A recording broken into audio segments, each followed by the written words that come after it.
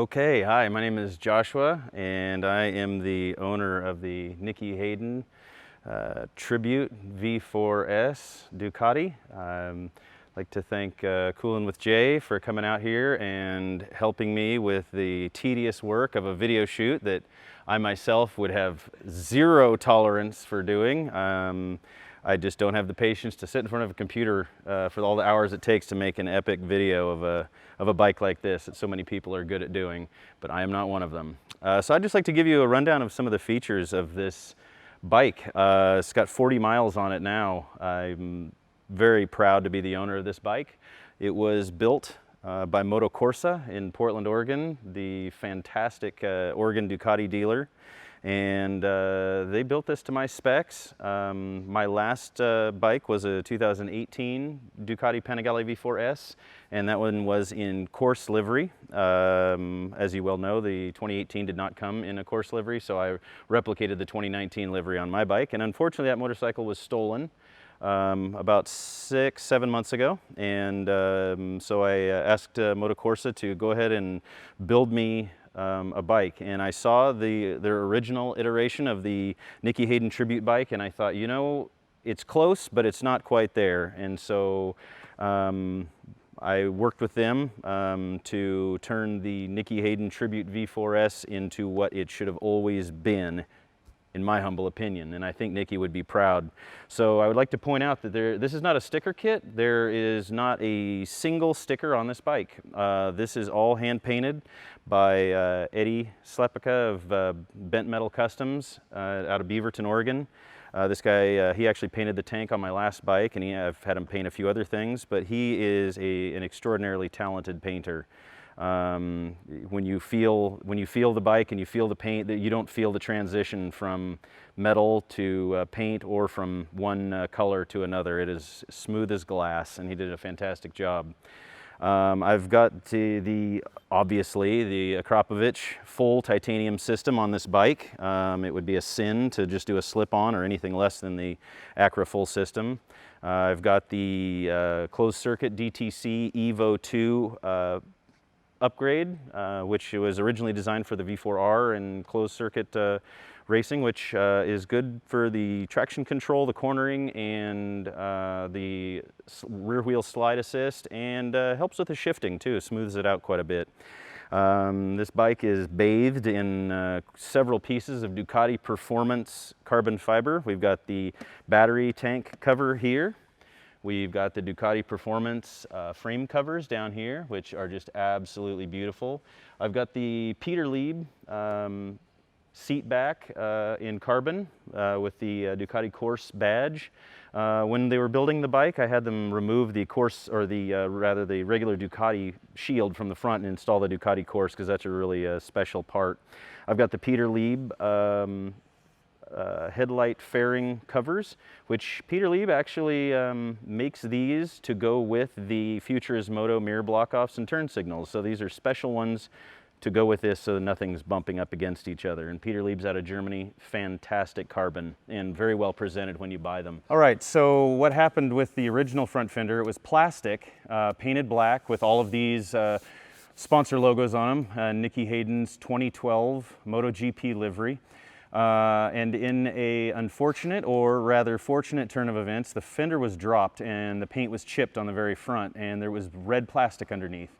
Because originally, the original Nicky Hayden Tribute bike was built on a base V4, which has a red fender. And I looked at that and I thought, nope, if I get a rock chip on the road, it's gonna show red underneath, and I can't have that. And I thought, you know, carbon is gonna be way prettier. I want a carbon fender anyway. So I asked Moto Corsa to order me up a Ducati Performance front fender. They did that. I got it over to Eddie and I gave him the chipped one, and I said, just please replicate the paint on this, make it look like the original one.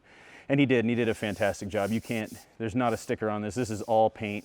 You can't feel the transitions at all. And I believe that Ducati could take a lesson from Eddie on painting carbon, because if you are fortunate enough to be in the presence of a Superleggera, and you touch carbon to paint, you will notice a very distinct line. And it's to ease production costs, I understand it.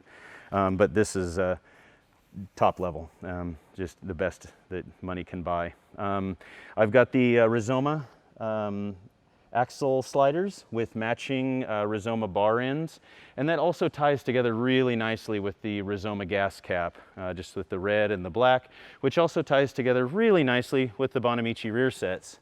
You know, black, and then if you come over to the other side, we've got the nice little red cover there. I had the rear set mounts Cerakoted black, and that is to avoid this ugly transition that I see on so many of these customized V4s, where it's silver here and it's black here, and that just looks terrible. And then once you do that, once you paint those or Cerakote or powder coat, whatever your choice is, then you definitely want to put some frame plugs in there, because it really stands out with the silver inside the pass-through there on the swing arm. Got the Ducati Performance carbon fiber front sprocket cover. I've got the Superlight 520 conversion front and rear sprockets with the beautiful black and gold chain there, and they got the red Delrin bushings on there to ease the snap of the throttle on this drive system. The 520 conversion, that drops 3 pounds of rotating mass, converting from the 530 stock to this. I've got the Ducati Performance wide hugger. Since I've got the full system, a lot of people miss that. They don't realize that there's actually a wide hugger for the full system. So you'll see the narrow hugger, which has this big cutout here, and the reason for that cutout is because the header on the stock pipe is so big that you wouldn't be able to fit the wide hugger.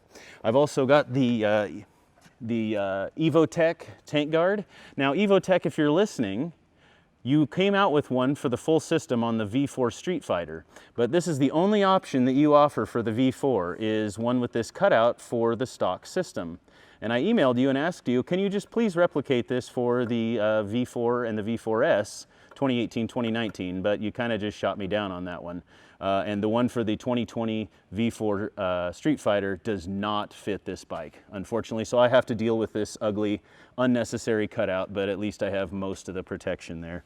Not to be left out, but I've also got these, I mean, there's so many things on this bike, but I've got these beautiful matte finish Rotobox Bullet carbon fiber wheels with the plain weave carbon on the wheel itself, on the ring, and then the spokes are actually the chopped carbon, or the forged carbon as they like to call it.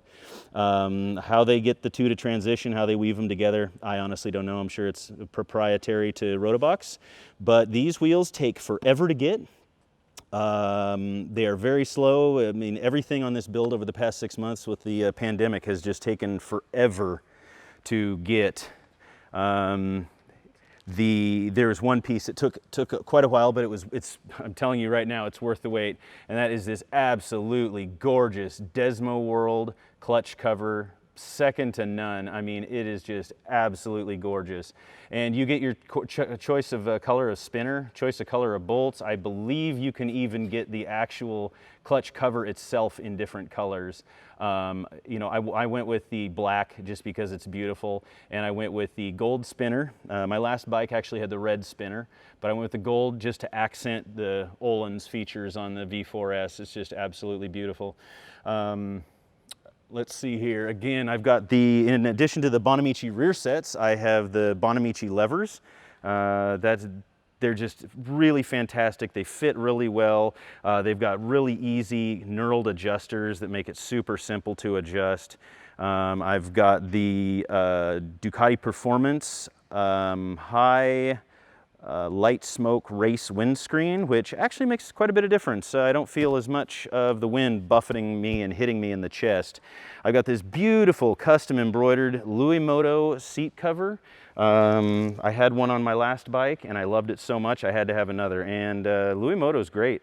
The fit is absolutely perfect. It slips right on. You can install this yourself in about 10 minutes with a staple gun, and it's not hard to do at all. I would suggest just make sure you're doing it in a warm room, and it's simple. And they embroidered it with Nicky Hayden's autograph and Tribute V4s, since that's exactly what this bike is.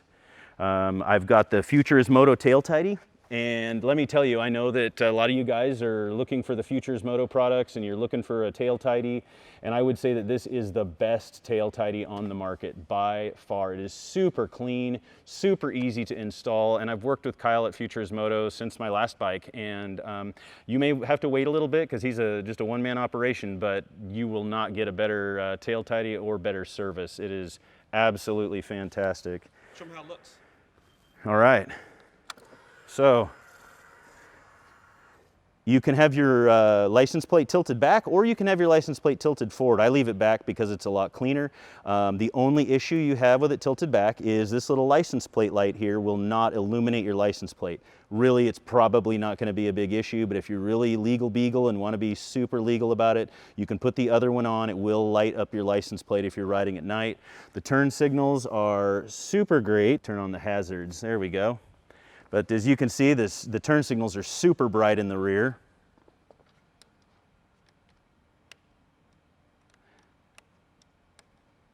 And they light the bike up really good. So,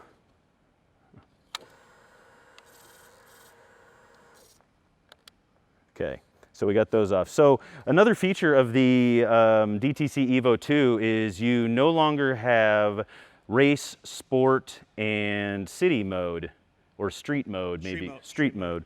You've got Race Evo, Sport Evo, and Wet Evo.